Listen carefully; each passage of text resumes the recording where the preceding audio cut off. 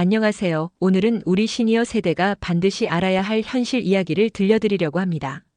지금 이 순간에도 평생 허리띠 졸라매며 어렵게 장만한 집을 파는 어르신들이 늘고 있다는 소식 들어보셨나요?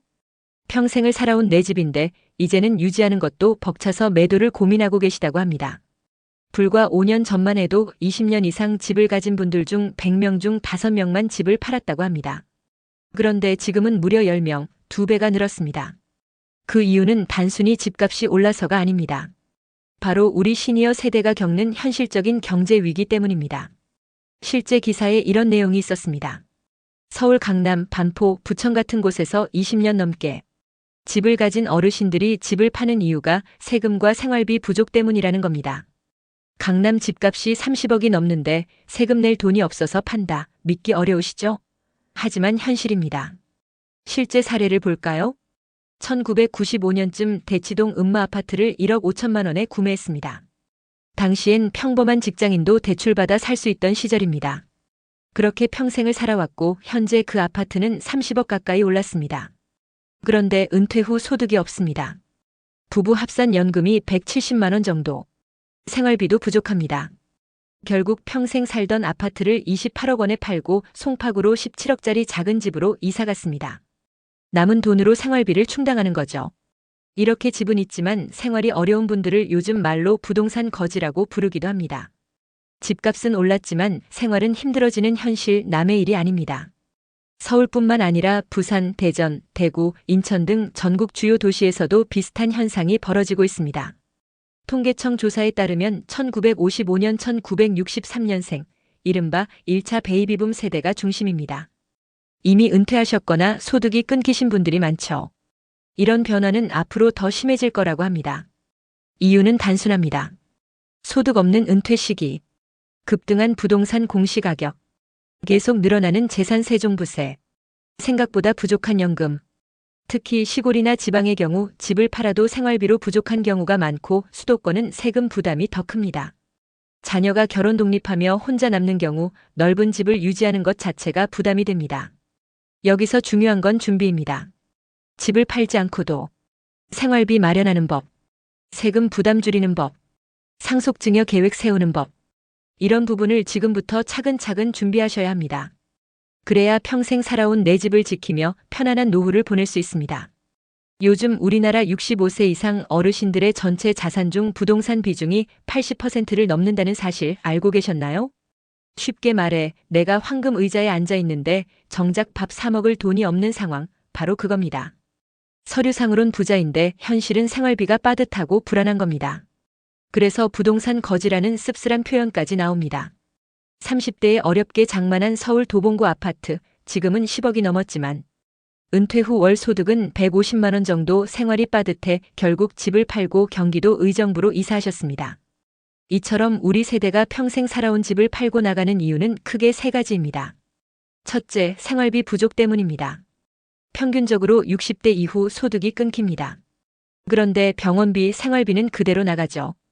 KB금융지주 경영연구소 조사에 따르면 부부 기준 노후 적정 생활비가 약 369만 원, 실제 조달 가능한 금액은 200만 원 정도에 불과합니다.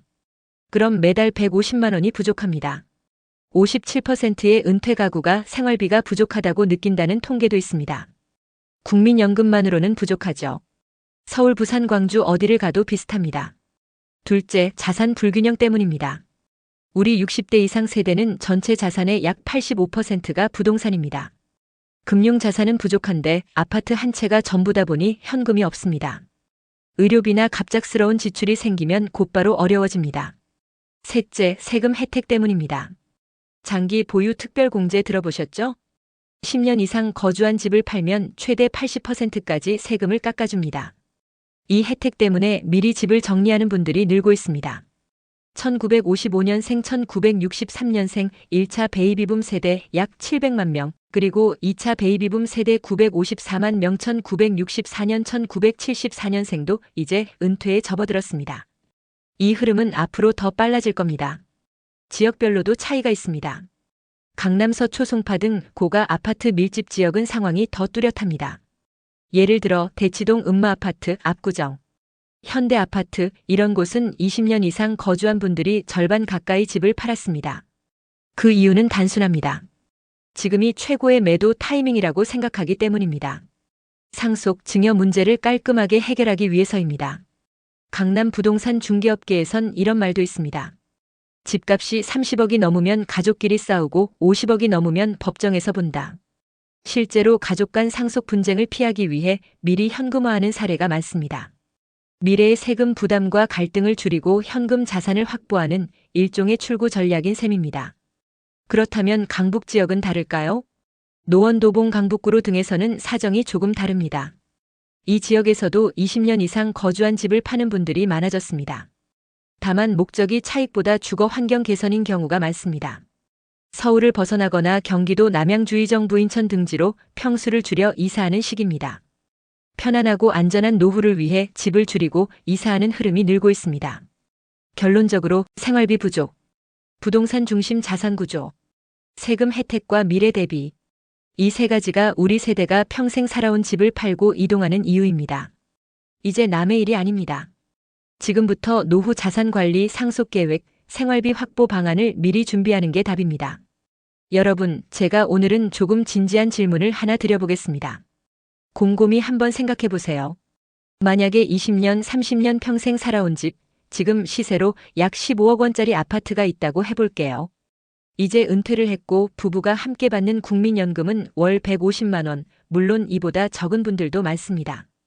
그럼 앞으로 남은 20년, 30년을 어떻게 하시겠습니까? 선택지는 크게 세 가지입니다. 첫째, 어떻게든 버틴다. 집값은 오를 거라 믿고 끝까지 지킨다. 둘째, 집을 팔고 작은 집으로 이사해서 여유자금을 확보한다. 셋째, 집은 그대로 살면서 주택연금을 활용해 생활비를 보충한다. 어떤 선택을 하시겠어요? 정답은 없습니다. 상황마다 가치관마다 다를 겁니다.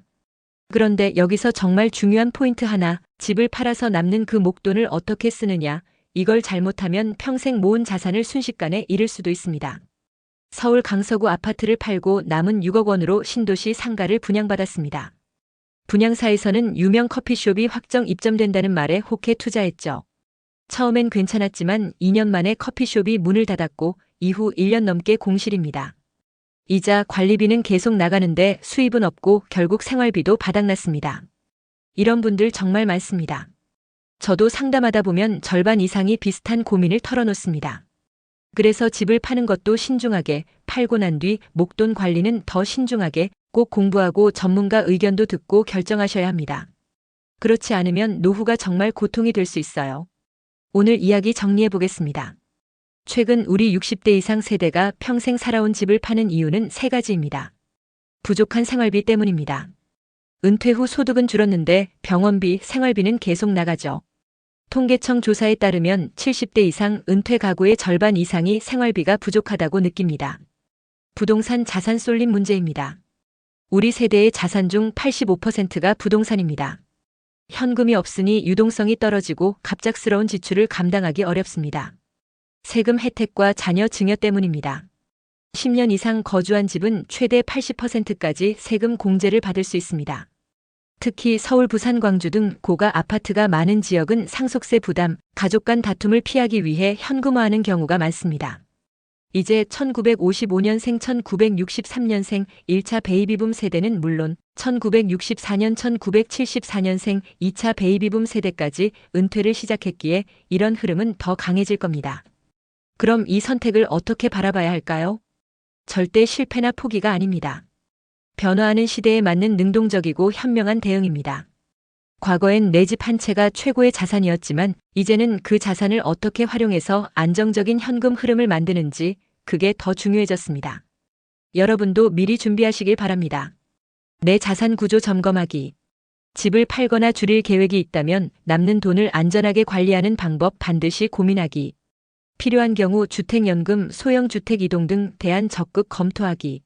앞으로도 이런 실질적인 정보, 생활에 도움이 되는 내용을 꾸준히 알려드릴 테니 구독과 좋아요 부탁드립니다. 함께 지혜를 나누며 더 안정적인 노후를 준비합시다. 감사합니다.